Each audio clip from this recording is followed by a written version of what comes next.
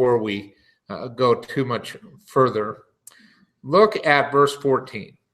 I was progressing in Judaism beyond many contemporaries in my generation, being more excessively zealous for the traditions of my fathers. So he knew many of the other men of his own age in the religion of Judaism, and he progressed beyond many of them. And the key to his success was his zeal for the traditions of his fathers. Now, these traditions were not in the spirit of the law in the least. They weren't in the purpose of the law. And it's interesting how you can take the content of divine revelation and separate from its purpose and really destroy its result.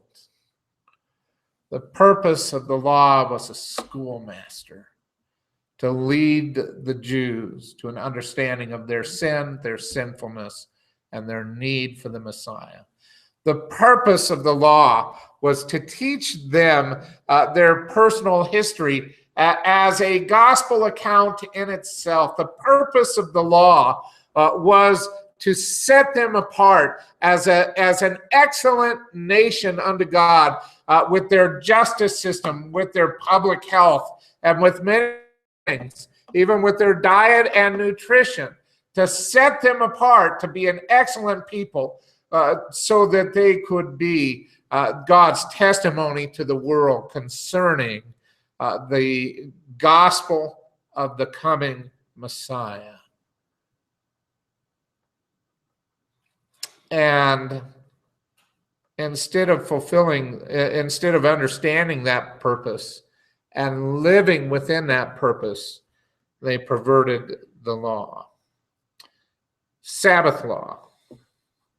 Let's just take Sabbath law. Now, there was a little bit in the Mosaic law about the Sabbath, but keep the Sabbath, and on it you shall do no work. The spirit of the Sabbath law was to cease working so as to focus on the Lord and his work. Especially, think about it, and his work. Focus on the Lord's work. Cease working and focus on the Lord's work. But they decided that they would be much cooler. All right? And so they had a few, well, I can't say minor. That would be a lie. They had a few modifications to the Sabbath law. And I think this will really help you get a grasp on this ridiculousness. They taught that you should not look in a mirror on the Sabbath because you might be tempted to pluck out a gray hair, and that would be reaping.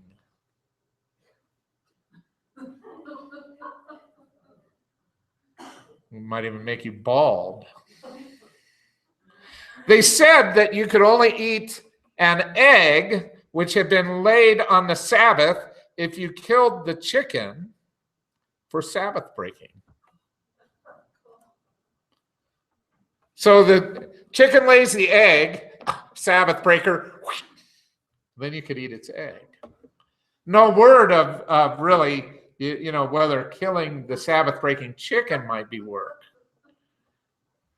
Maybe if you did it with a lightsaber or something, it would be quite as much work there.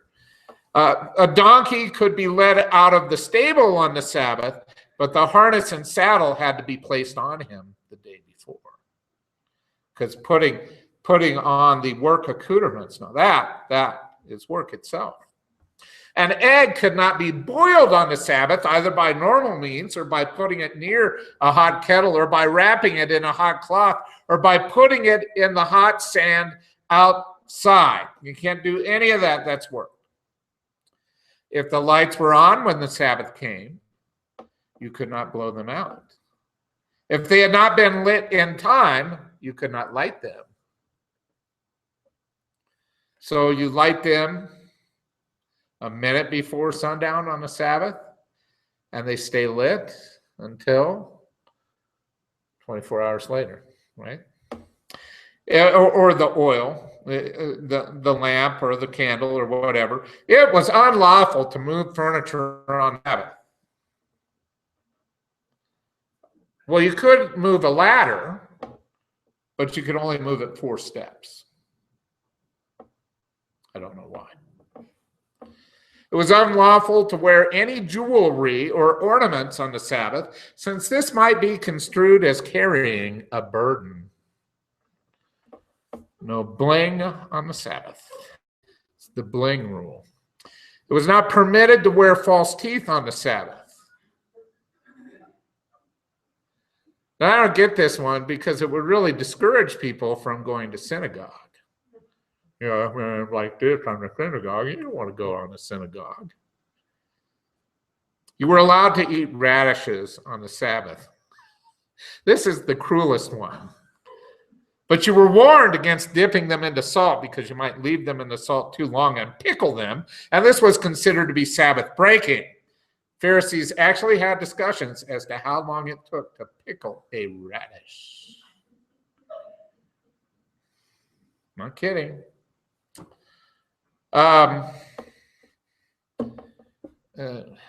This is almost inexplicable. It was fine to spit on a rock on the Sabbath, but you couldn't spit on the ground because that made mud, and mud was mortar, and that was work. So be careful where you spit on the Sabbath. If a woman got mud on her dress, she had to wait until it dried, and then she was permitted to crumple the dress in her hands one time and crush it and shake it out once, and if that didn't do the trick, she had to wear it. Okay. So Paul, he says, I was progressing in Judaism beyond many contemporaries in my generation, being more excessively zealous for the traditions of my fathers. He apparently had pickled no radishes on the Sabbath, made no mud, nor any of the rest. You see, the better you were at legalism, the more quickly you progressed. So now you can see where a guy who really wanted to get ahead, he'd sit around and think about, now, what is work and what is not work? And you can think about a guy like the Apostle Paul saying, well, you know, if you got salt on that radish, that pickles it. And pickling is work. And we shouldn't do work, so no salt on radishes. And they're sitting around thinking about these things. Now, I want you to get this. That's just the Sabbath. That's like this little sector of the Mosaic law. Okay? So they sit around and they think about things like what is work and what's not work. In Israel today, they have Sabbath elevators, you know. I don't know if you know what those are. They stop on every floor. That way you don't have to push the buttons and do work, you see. So you go and you get on the elevator, it stops on every floor, and you don't have to push a button because pushing a button is work. Now that didn't come about till elevators. You'd be comforted to know. But the better you were at legalism, the more you're thinking about what'd be a good rule. And you see how through this you can completely subjugate a people. All right, do we live in a legalistic society? We live in a litigious society. And do we live in a legalistic society? Well, yes, we do. There are gazillions of laws out there. And if you meticulously tried to follow every law, you wouldn't have any time to do anything else. You're out there breaking laws every day and you don't even know it. You know, if I break an unknown law, I mean, I get the big ones like murder and adultery and, you know, all those. But there's all these other things now. And there's the really shady things that are just designed to destroy us, like hate crimes. Yeah, we live in an extremely legalistic society. What's the purpose of the legalism of our society? It's to subjugate us. It's to make rules and have control and wield power over us. You see, it's the virtue nation paradox. If you have virtue, you don't need all those rules and laws and bylaws and all the rest.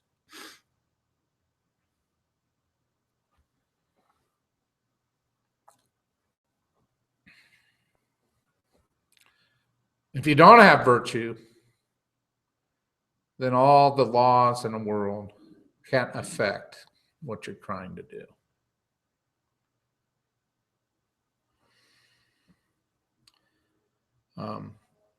The proliferation of rules and laws always come upon a people who lack virtue. And they always come upon a people who lack self-control. And the rules and laws are needed to subjugate them. And they fail, by the way, every time. There is a favorite passage that I have in one of my favorite trilogies of all time, not the Lord of the Rings, but the Bounty trilogy, the Mutiny on the Bounty. I don't know if you're familiar with this story. It's a true story. There was a mutiny in the 19th century, and Captain Bligh, if you know that figure, Captain Bligh was put off his ship, and he and his faithful crew survived in a longboat for many months and eventually came to safety.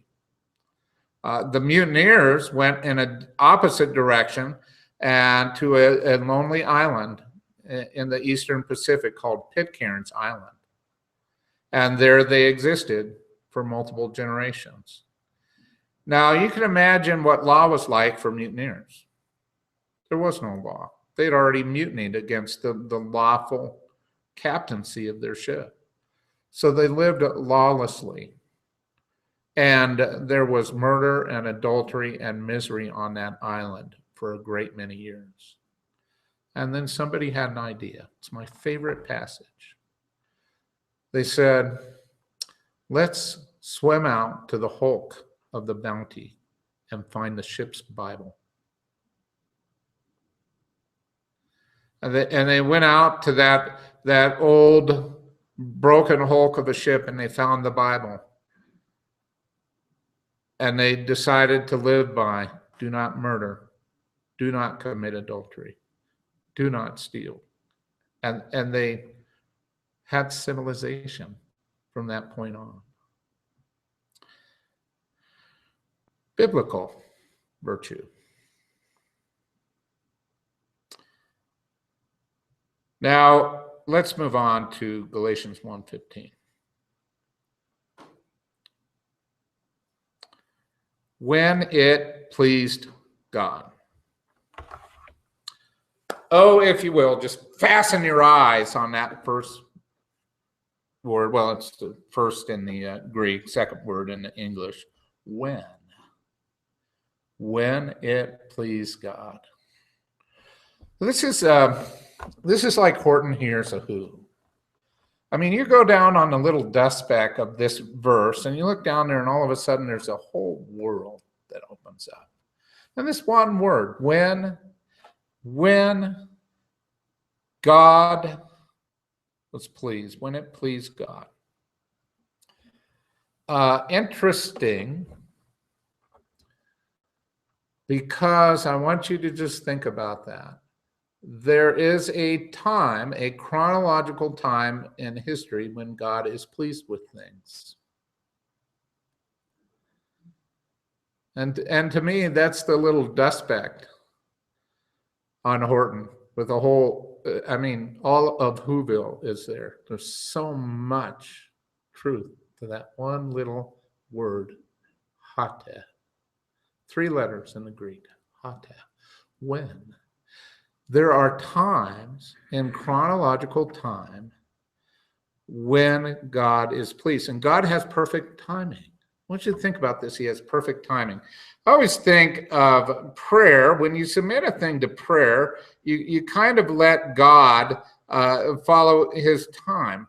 So I just want to track through this concept in a few minutes. Let's start in Genesis 1:14.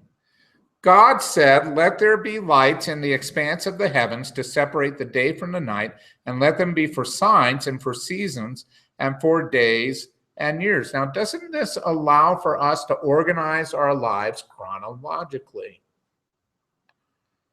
I understand, by the way, that I should be preaching this message in Latin America, okay? Because there's an attitude down there that time doesn't matter so much. And Turner found that out last summer when he went down there, and they got so far behind on their schedule, they had to have a 24-hour session. And I'm thinking of trying that. Let's have a 24-hour conference. Let's see how that goes. Let them be for signs and for seasons and for days and years. We are to organize our time. The division of time allows for us the division of our lives. And God gave ways for us to divide up our time, intending us to use it for organization. Now, if doesn't Ecclesiastes chapter 3, verses 1 through 11 tells us that there is a proper time for everything. As Ecclesiastes 3:1 says, there is an appointed time for everything and a time for every event under heaven.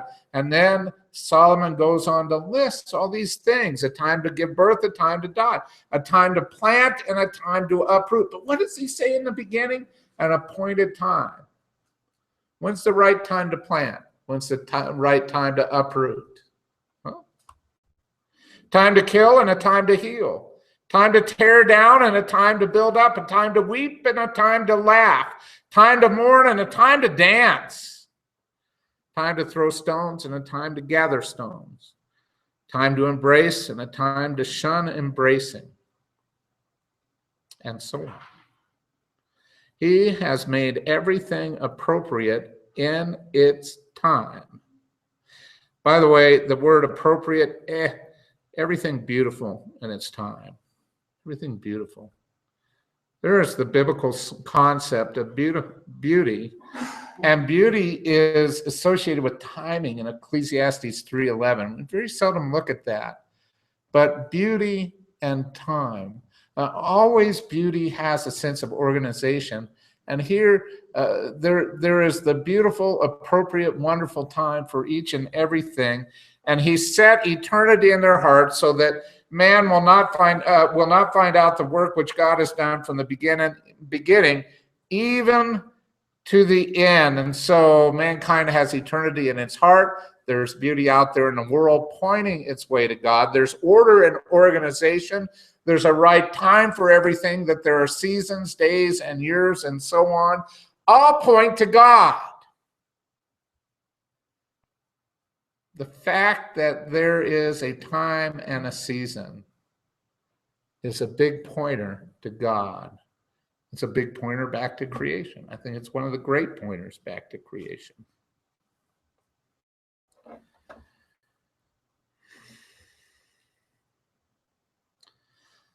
Ecclesiastes 8:5. A wise heart knows the proper time and procedure. There is a proper time and procedure, verse 6, for every delight, though a man's trouble is heavy upon him. 1 Timothy 2:5 and 6. There's one God and one mediator, and also between God and man, the man Jesus Christ, who gave himself as a ransom for all, the testimony given at the proper time.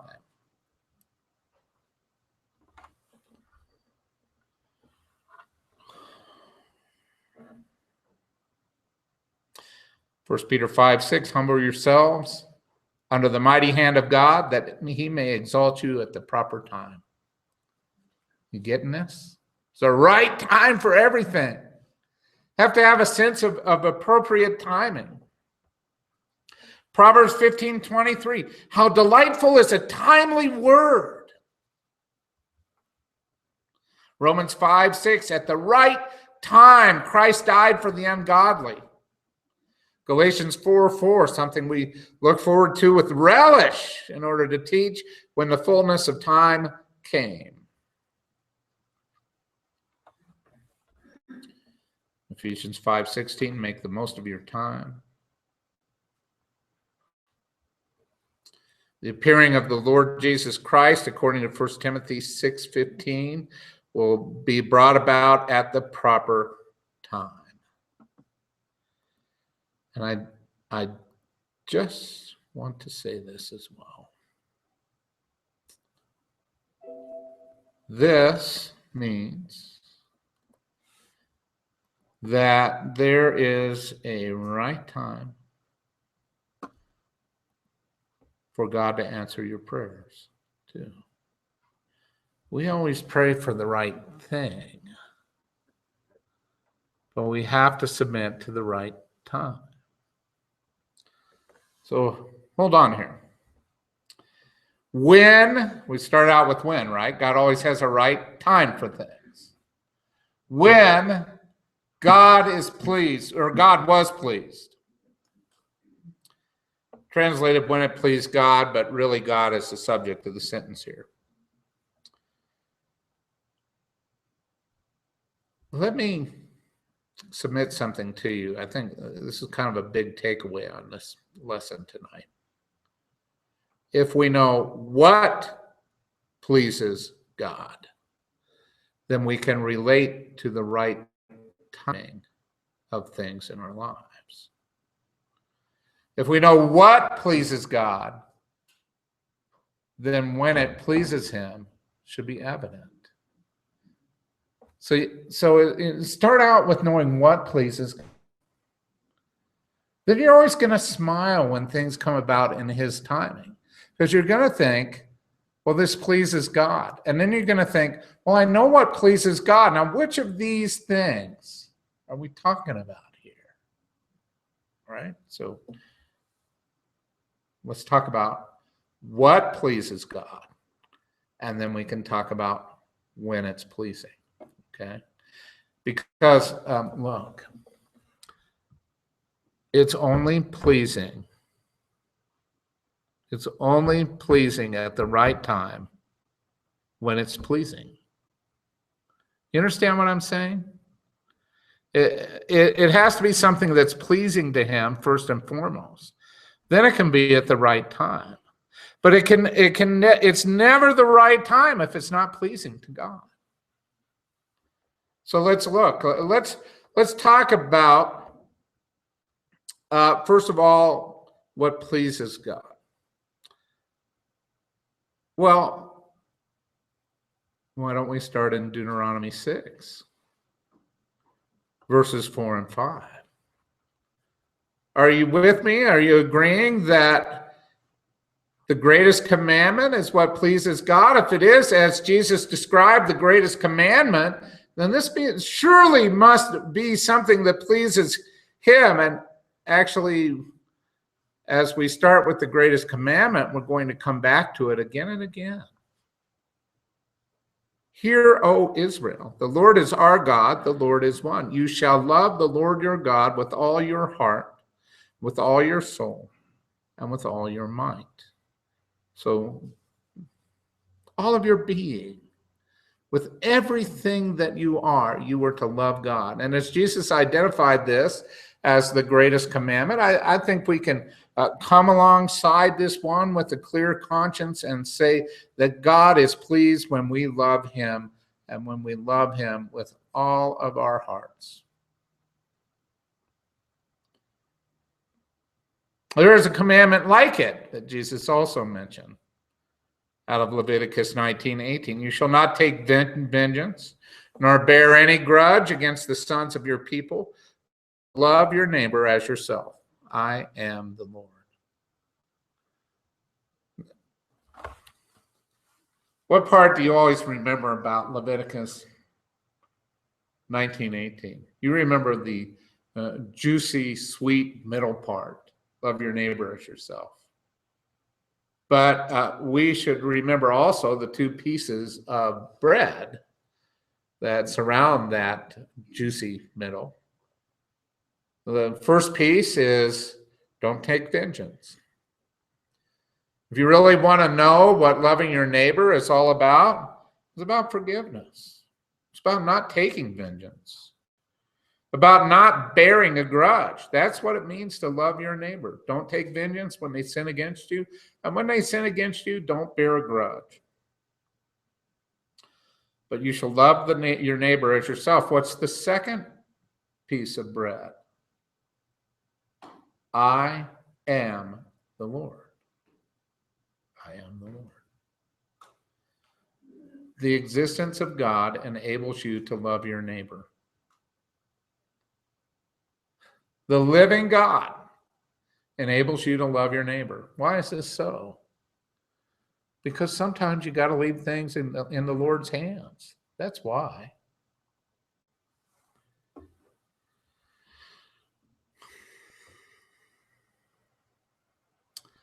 Now,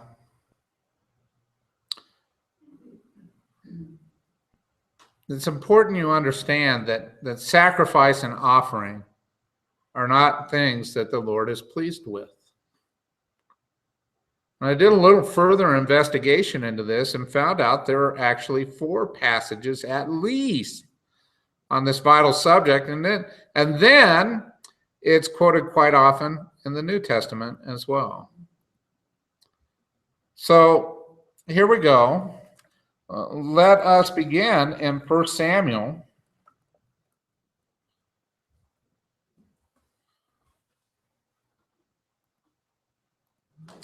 (15, 22, and 23). Now Samuel is responsible for this. He said, "Has the Lord as much delight in burnt offerings and sacrifices as in obeying the voice of the Lord? Behold, to obey is better than sacrifice, and to heed than the fat of rams." To heed, that is to listen and obey. "For rebellion is as the sin of divination, and insubordination is as iniquity and idolatry. Because you have rejected the word of the Lord, he has also rejected you from being king." What's important? Obedience. Let's go a little bit further to the 40th Psalm and the example of the coming Messiah. "Sacrifice and meal offering you have not desired. My ears you have opened." The Messiah talking about this body that has been prepared for him. "Burnt offering and sin offering you have not required. Then I said, behold, I come. In a scroll of the book it's written of me, I delight to do your will, O my God. Your law is within my heart." Now let's see, does that conform pretty well with 1 Samuel 15, 22, and 23? Obeying the voice of the Lord.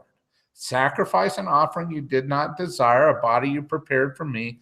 I have come to do your will, O Lord." So isn't this an attitude of absolute humility, genuine humility? That genuine humility is a predisposition to obey the word of the Lord. In other words, it's in place beforehand.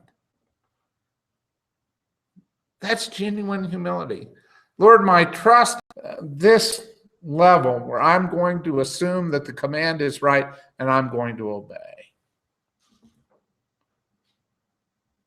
And see, if you're Abraham and God says, sacrifice your son, well, Abraham didn't go into a dialogue of critical thinking, okay? He worked it out. Now, he did work it out in his head. We're told in Hebrews 11, 17 to 19. He works it out in his head, you know? Really? Even if I kill my son, God can raise him from the dead, not a problem. But he didn't hesitate. He didn't hesitate.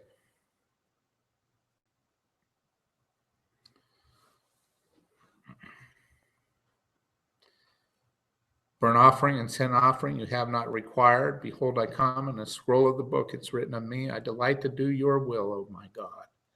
Your law is within my heart. Now let's talk about Psalm 40, verse 8 for just a moment. What pleases God? That we love him with all our heart and soul and might, right? Isn't Psalm 40, verse 8, very exemplary of that on the part of the Son of God. I delight to do your will. It's my delight to do that. Now, in the Son of God's mind, he has all of Philippians chapter 2 in there. Becoming man, dying, and dying on a cross. It was Christ's delight to go to the cross according to the will of the Father. Well, it's humility, right? And it's love. By the way, it's humility and love together. And you see, love plus humility go right together. And it's this attitude to do the will of the Lord.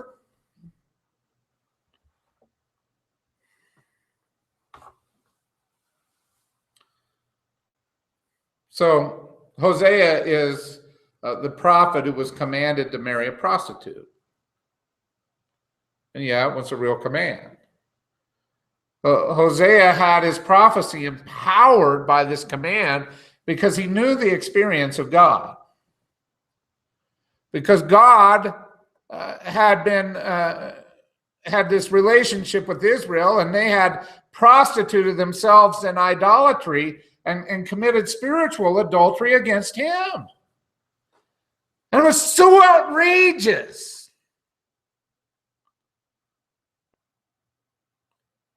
And when Hosea had it happen to him, he knew what it was like, and it empowered his preaching to Israel.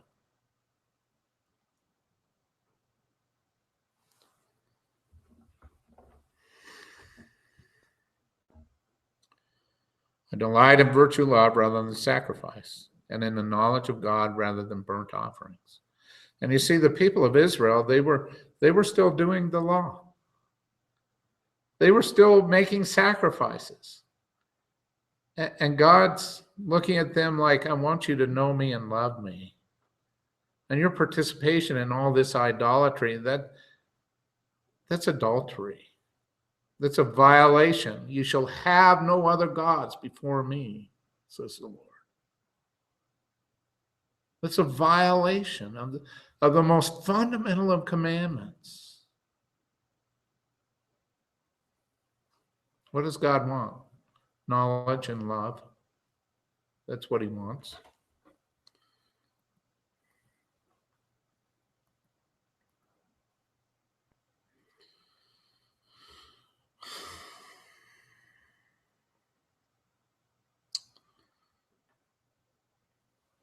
So,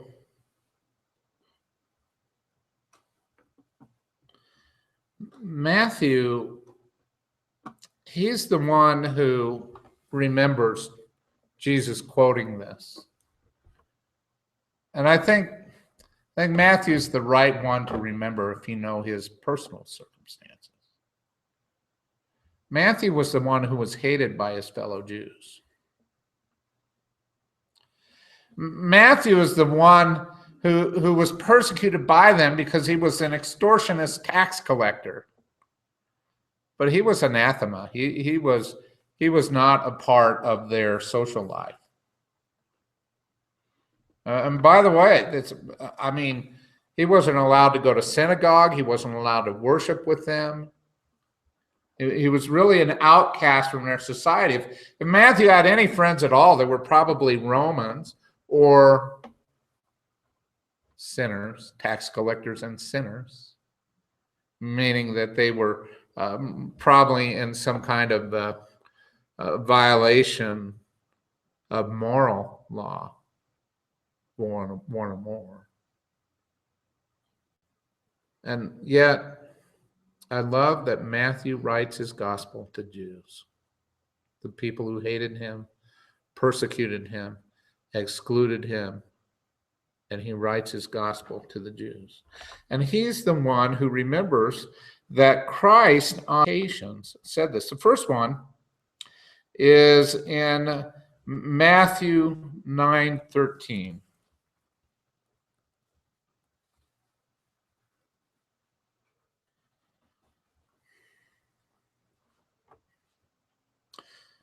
Now, let's begin back in verse 10. It happened that as Jesus was reclining at the table in the house, whose house? Matthew's house. In the previous verse, he says to Matthew, "Follow me." And Matthew got up and followed him. It happened as Jesus was reclining at the table in the house, behold, many tax collectors and sinners came and were dining with Jesus and his disciples. And when the Pharisees saw this, they said to his disciples, "Why is your teacher eating with the tax collectors and sinners?" And Jesus overhears and he says, "It's not those who are healthy who need a physician, but those who are sick. Go and learn what this means. I desire virtue, love, and not sacrifice." Quotes from Hosea 6:6. "For I did not come to call the righteous, but sinners." Now, Hosea, he was a prophet who had to tell his people, "You are no longer the people of God. You are lo ami, not my people." Lo, not ami, my people.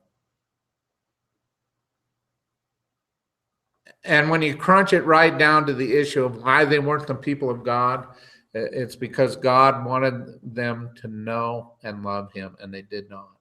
They were in violation of the greatest commandment, if you will, to love the Lord their God with all their heart and soul and might.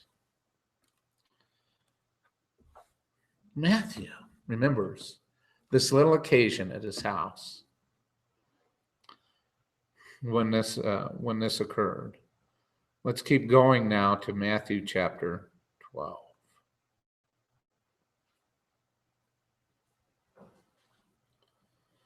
So Jesus is going through the grain fields, verse 1, on the Sabbath, and his disciples became hungry and began to pick the heads of grain and eat. And the Pharisees saw this, and they said to him, "Look, your disciples do what is not lawful to do on a Sabbath." And he reminds them about this incident from David's life. He became hungry, he and his companions. He entered the house of God, and they ate the consecrated bread, which was not lawful for him to eat, nor for those with him, but for the priest alone. Have you not read it on the Sabbath in the temple, break the Sabbath, and are innocent? But I say to you that something greater than the temple is here. If you had known what this means, I desire compassion and not a sacrifice, you would not have condemned the innocent. The Son of Man is the Lord of the Sabbath.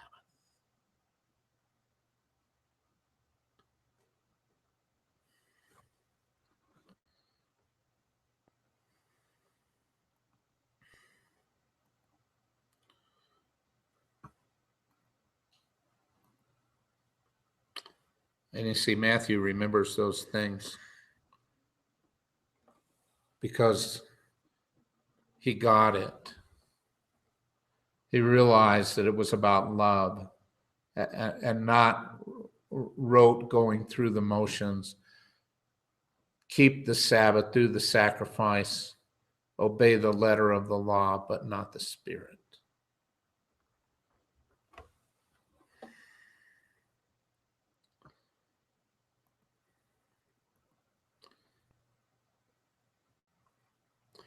Let us go forward now to Micah chapter 6, verses 6 through 8. What's God pleased with? Love and compassion, knowledge and relationship with him. That's what God's pleased with, right? With what shall I come to the Lord and bow myself before the Lord, before the God on high? Shall I come to him with burnt offerings, with yearling calves? The Lord take delight in thousands of rams and 10,000 rivers of oil. Shall I present my firstborn for my rebellious acts, the fruit of my body for the sin of my soul? He has told you, O man, what's good. And what does the Lord require of you but to do justice, to love kindness, and to walk humbly with your God? There it is again. See, the focus is on relationship with God and the godly virtue that produces. That's what pleases God. When it pleased God. You see, when we go back to Galatians 1:15 and we just focus on that phrase for a minute, it is mind-blowing to me. When it pleased God, because it tells you that there, all of the time in human history up to that moment, it didn't please God. It did not please God to reveal his gospel to the Apostle Paul until that moment. But we ask the question, what pleases God? Because then we can answer the question, why did it please God then and not before? Why did it please God at that moment and not before that moment? Because it was about the love of men for him. What pleases God? I'll tell you what pleases God. His Son. That's what pleases God.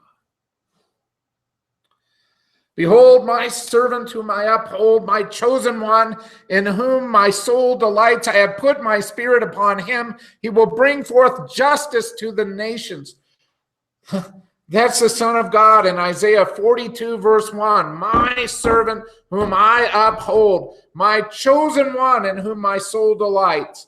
I put my spirit on him. Sounds like the baptism of Jesus Christ, doesn't it? He will bring forth justice to the nations. Okay, Isaiah 42:1 is a pretty profound messianic prophecy. Look at it.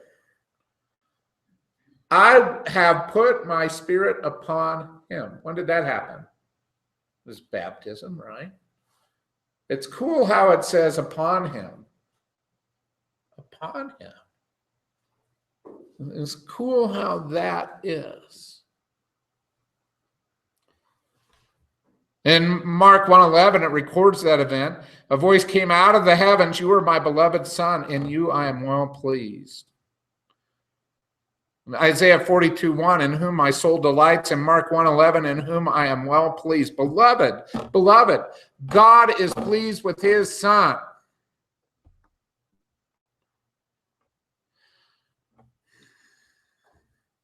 So now I have a question for you. I think we're well set up for this now. Is God pleased in anyone else? Is he pleased with you? Well, yeah. We live in grace, right? In grace, we're in union with Christ in this age. But in any age, God is pleased with anyone who imitates his Son. Psalm 147, verses 10 and 11. He does not delight in the strength of the horse. He does not take pleasure in the legs of a man. So athletic prowess, so what? The Lord favors those who fear him, those who wait for his loving kindness. You have this awesome sense of reverence to God. You respect him. You wait for him. The word wait implies that God has perfect timing for everything. Those who wait upon the Lord will mount up with wings of eagles. Those who assume that God has a perfect time for their rescue will mount up with wings of eagles. And I know everybody talks about this and how encouraged they are and everything, but it's for that time when Israel is rescued in the second half of the tribulation. It's apocalyptic. It's a prediction of the tribulation. It references Revelation chapter 12. Proverbs 11, verse 1, a false balance is an abomination to the Lord, but a just weight is his delight. He delights when we do business with integrity. It's delightful to him.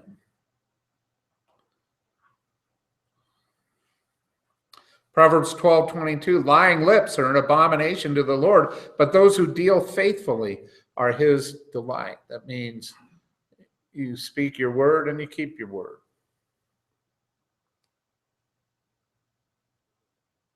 Proverbs 15:8, the sacrifice of the wicked is an abomination to the Lord, but the prayer of the upright is his delight.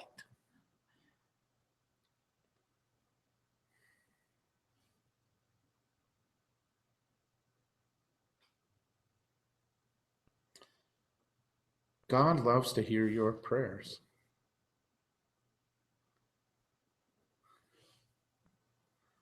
You know, you might cross your arms and get that funny look on your face, and you're all crossed, arms are crossed, face is crossed, attitude is crossed.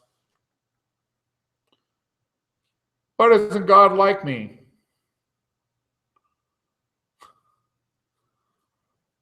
God will be delighted in you if you pray. You know that? I'll read it, take it up. The prayer of the upright is his delight. I know he's got a little make my day sticker. Make my day, pray. No, I'm not saying you're cheering God up. You know, God's gloomy all the time. And then one person each day happens to pray. Could be you. Then he's all cheered up, right? Oh, that just made my day. He's all chirpy after that. And he decides not to wipe out those people, you know, and so on. Well, you understand it's not like that. That's not God. But every time an upright person prays, he's delighted in that. Let not a wise man boast of his wisdom, and let not the mighty man boast of his might. Let not a rich man boast of his riches, but let him who boasts boast of this, that he understands and knows me, that I am the Lord who exercises loving kindness, justice, and righteousness on the earth, for I delight in these things, declares the Lord.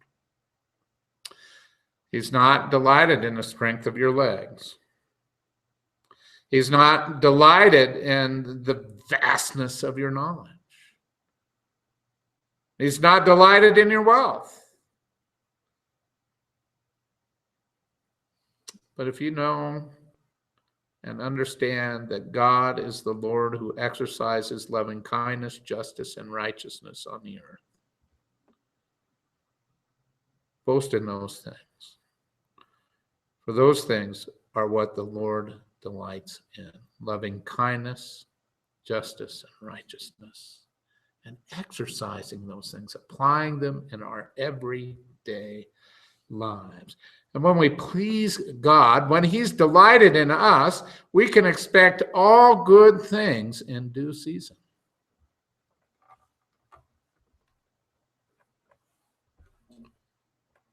Know what pleases God. All right, let's make a little.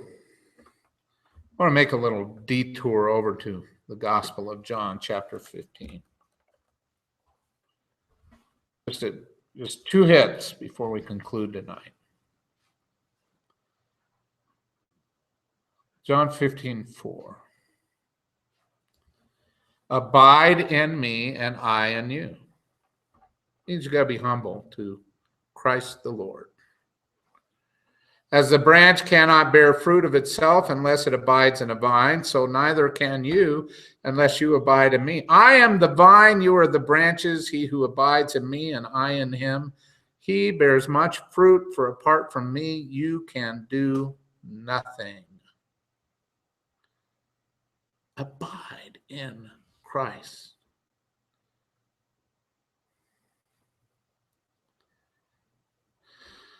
Humility, right? And I'm just need to remind you of this, that humility, it's the gateway. If you're not humble, there's no love in your life.